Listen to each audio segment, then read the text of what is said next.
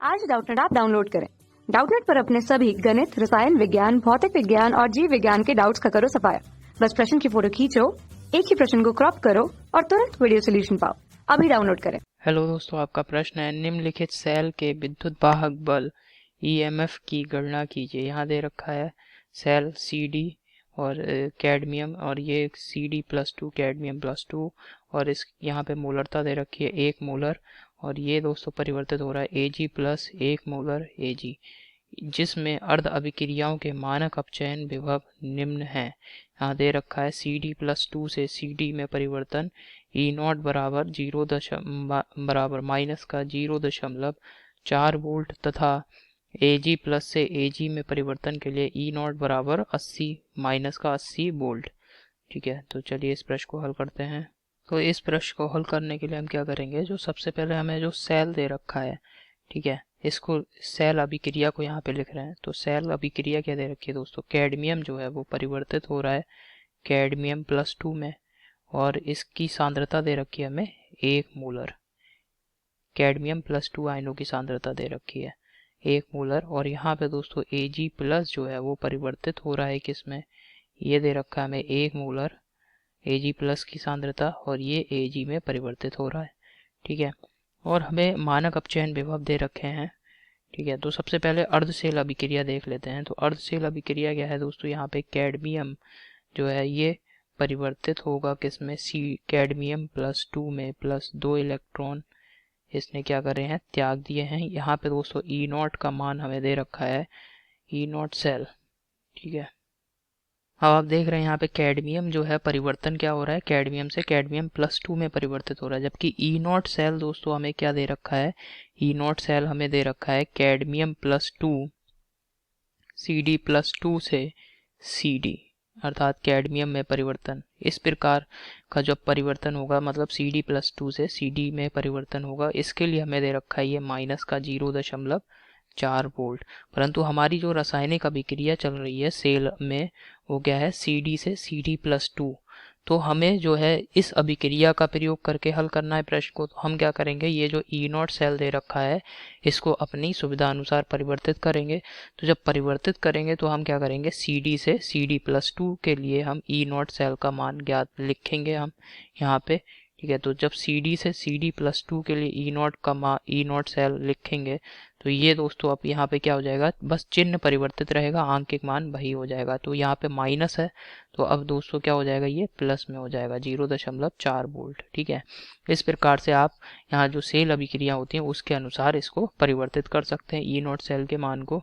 अगर ये दोस्तों प्लस में दिया रहता तो यहाँ पे माइनस का 0.4 वोल्ट हो जाता।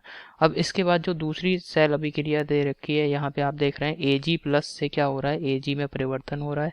तो Ag+ जो है, Ag+ ये दोस्तों Ag में कैसे परिवर्तित होगा, Ag+ जो है वो Ag में परिवर्तित होगा जब ये एक इलेक्ट्रॉन को ग्रहण करेगा।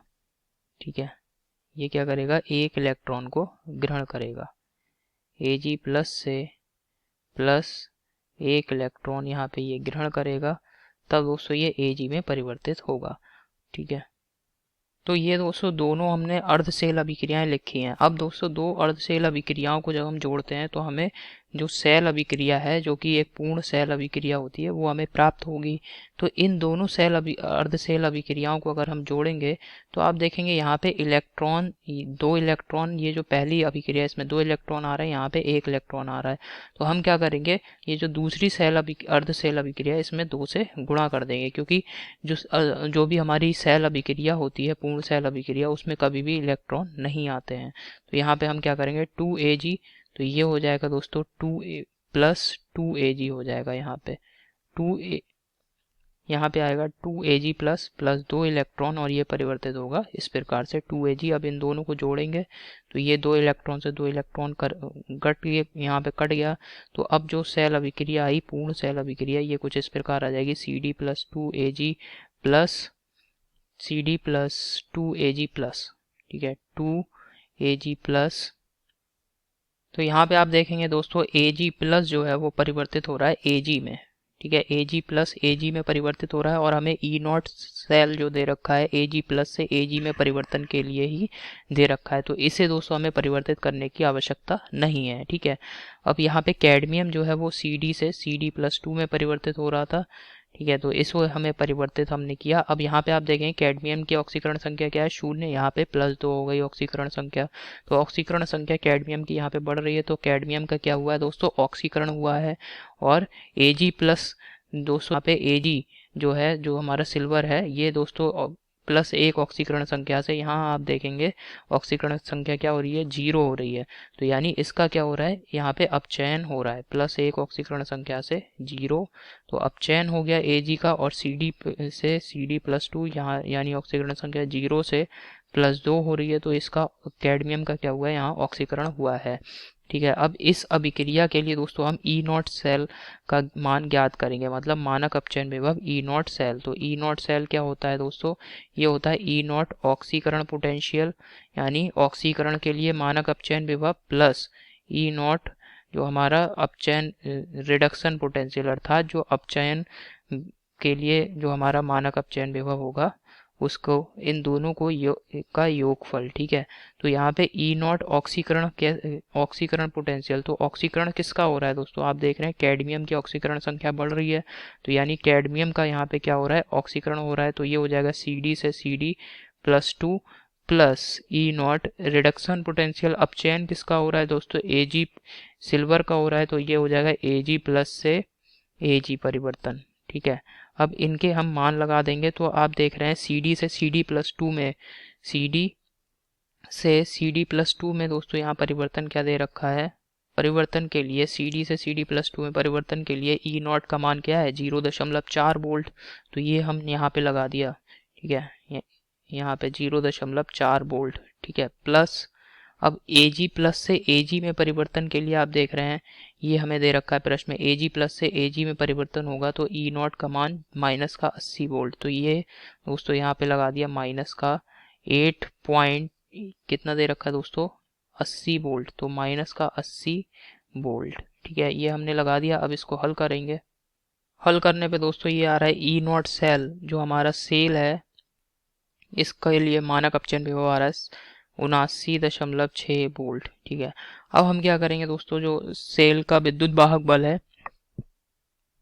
इसका मान ज्ञात करेंगे। इसके लिए क्या करेंगे, ई सेल, ये दोस्तों नर्स्ट समीकरण का प्रयोग करेंगे। ई सेल बराबर ये होता है ई नॉट सेल माइनस का 0.059 बटे n, और यहाँ पे होता है दोस्तों लॉग आधार 10, और इस तरफ क्या करते हैं दोस्तों, जो हमारे राइट हैंड साइड जो सेल अभिक्रिया है इसमें राइट हैंड साइड पे जो भी आयनिक आयन होते हैं इनकी सांद्रता, अर्थात Cd+2 की सांद्रता, Cd+2 की सांद्रता सीधे हाथ पे यही है दोस्तों आयन Cd+2 आयन, तो Cd+2 आयन की सांद्रता बटे, अब हम क्या करेंगे, जो हमारे बाएं हाथ पे जो भी सेल अभिक्रिया में आयन है उसकी सांद्रता, बाएं हाथ पे दोस्तों आप देख रहे हैं Ag प्लस ये आयन है, तो इसकी सांद्रता हम यहाँ पे लिख देंगे, तो ये हो जाएगा Ag प्लस की सांद्रता, और इसकी गुणांक दोस्तों 2 था, तो यहाँ सांद्रता का क्या हो जाएगा, वर्ग। अब सभी मान लगा देंगे, तो ये हो जाएगा दोस्तों